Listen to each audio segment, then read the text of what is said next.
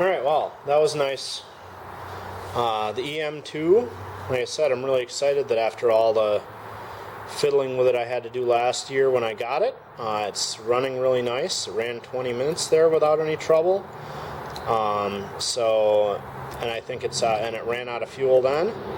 So that's nice. Was this? I don't remember which one this is again. I'll have to look that up. I should be better prepared. This one ran and petered a little bit, like I said, because it's the same size engine and it has a lot of the same size fittings. I'm assuming that it's just got some grub screws that have worked loose because of their size.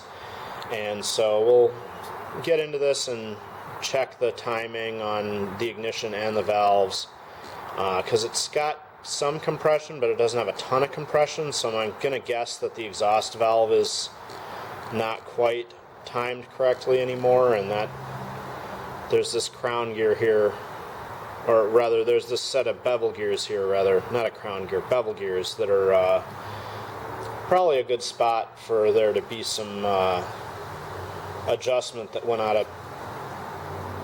out since there's a grub screw on these gears. So we'll double check all that, and I'm certain it'll run pretty quickly here. Just gotta double check all the grub screws and make sure they're tight and everything's in the right spot, like I did with the EM2. So